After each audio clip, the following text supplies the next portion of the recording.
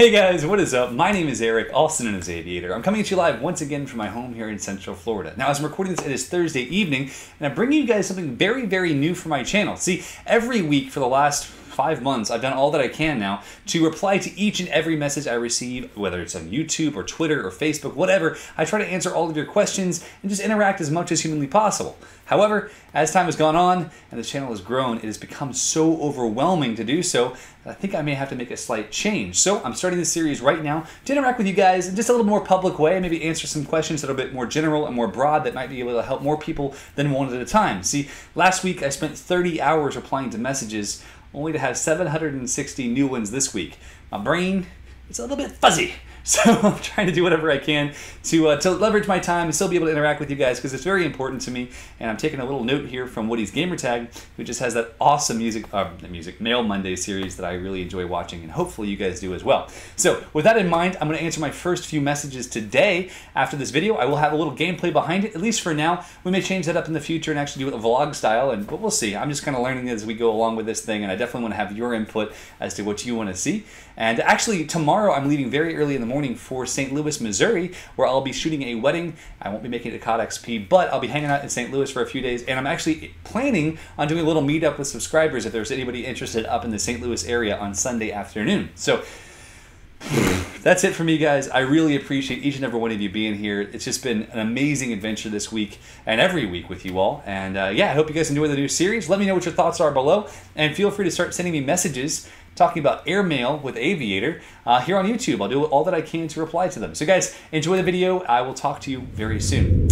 All right, guys, welcome back. Here is our very first piece of airmail. This one comes on Facebook, which I actually have a brand new Facebook page set up, and I'm pretty excited about it because a lot of people have already clicked like, and I really need to have all you fans in one place. So anyway, Jack has sent me a comment. He's 13 years old, and he actually has a pretty I don't know how to describe this. I guess you could say a kind of personal question from me because it's something that I've had a lot of issues with in my life as well. So Jack says, Eric, I just wanted to know, how do you cope with your back problem?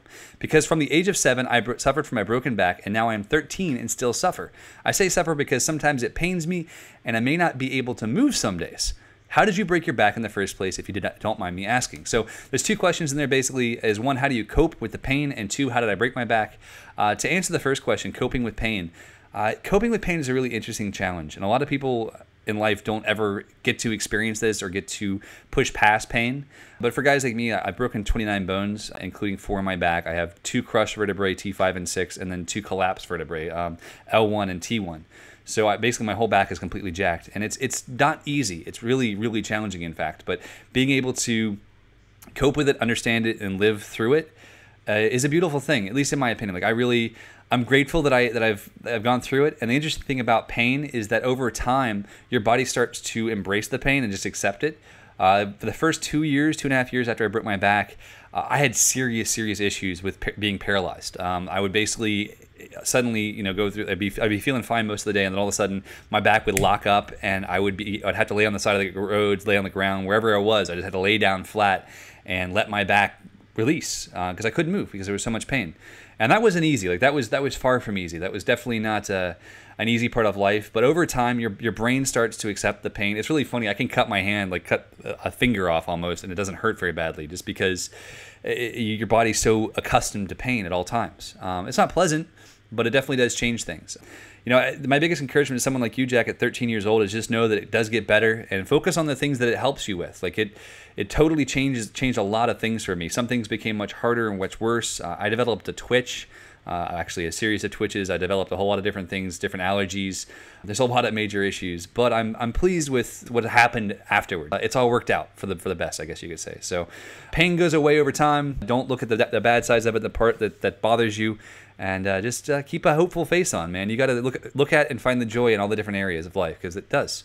As far as how I broke my back, I'm not going to talk about it too much because I actually want to make a video about it eventually. But I broke my back in an airplane accident. And breaking my back in an airplane accident was an interesting way of doing it. I was actually on the ground. I was not flying. I was hanging on the outside of the airplane, and it took off with me hanging on the outside of the airplane, being dragged along the ground through a fence and into a concrete block wall at about 35 to 40 miles an hour. Hit head first, and that's how I broke it. I woke up About a half an hour later, the airplane was still running on top of me. No one was there, and it was a little bit of a scary situation. So that's my back-breaking story. And let's go ahead and move on to the next question. All right, guys, Colton here asks a very serious question that I receive a lot, as do basically all of my commentator brethren. Now, the problem is Colton's asking for a shout out for his YouTube channel. I've never talked to Colton before. I have no idea who he is, what he's about. He's just asking me for a shout out. Now, what within me would possess me to promote someone who I have no faith in, who I have no relationship with? This little brief segment of this Mail Monday, Mail Friday, freaking airmail thing is dedicated to trying to help you guys get the attention of the commentators you want to have help you in the future. Because we all know getting attention on YouTube is not easy. So the first thing you want to do is you want to make sure you have content that's unique, interesting, and quality. Secondarily, if you are going to reach out to your commentator hero per se, don't do it in this way. Don't reach out asking for immediately for a shout out. Figure out either what you can do for them, or stand back and go, hi. My name's Colton. Here's one of my videos. This is what makes it special. This video right now is special to me because I put this amount of work into it and it has this kind of quality or this kind of content or it's on this topic. Do something that shows what makes your video special and send me to one specific video that I can check out, because if you send me to your channel and the featured video on your channel is something that you don't like very much, you aren't proud of, it's not going to work very well for you. So if you must send a message on YouTube, that's how you do it. Ideally though, I greatly encourage all of you, instead of using YouTube to try to promote yourself, get on Twitter, become relational. Like, I know so many of my subscribers' names just from them tweeting at me because I recognize them over time. And after a while, I'll end up clicking on their name going, oh, I wonder if they have a YouTube of their own. I check it out. I've done dual-coms based on nothing but that. Happen to notice who they are through Twitter over and over again, them talking to me, being friendly. They never asked for anything, but I was able to support them because they were cool guys, and they proved that first and foremost. So guys, remember, don't try to over-promote yourself. Just try to be a cool guy. Try to be interesting. Try to be happy with life and with what you're doing. And if you're interesting, it's going to pay off. And if you care for others, it will pay off even more. So that's my little speech on how to promote yourself, and we'll move on to the next piece of mail. All right, so it looks like we have a message here from a very special user saying, hey, Eric, I am 16. I'm going into my junior year in high school. I got accepted to a program for business management, and I was just wondering how you get started making a business. Well, I'm going to break this down in a couple of different ways because, see, starting a business is a very involved thing. However, there are ways of starting a business that can actually do really great things, and there's ways of starting a business that can cost you more time and more money than it will ever make you. Now, a lot of people say that you want to come up with a unique idea. You want to do something that's special, something that's new, something that no one else has done. Whether you're inventing something, whether you're creating something, making a new service, whatever it is, you want to do something that no one else has ever done. I'm going to give you the exact opposite advice. What I've done my entire life, well, my entire successful life in business, is I find something that's working very well for someone else, and I find a way to make it better. Find a way to create something even more entertaining or even more valuable, even at a better price, with a better personality, whatever it is. You know, when I started in marketing, I never tried to create my own thing. I tried to figure out what other people were doing that was successful, model it, and apply my own spin to it. That's easy, right? There's very little difference between McDonald's and Burger King. Those two companies are both successful because they put out consistent food that has their own spin, right? Burger King's only real difference from McDonald's is the fact that they say, have it your way, and it's made on a fire-baked grill or something. That's their only real difference from McDonald's. Their menus are similar. Everything about the way they serve their food is similar. They have the same color signs because they know that the signs, when the signs are made red and yellow, it naturally makes you hungry because those colors combine to make you hungrier.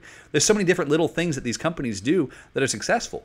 And you can do the same thing. So if you're interested in business, find something or find an industry that you'd like to be involved in.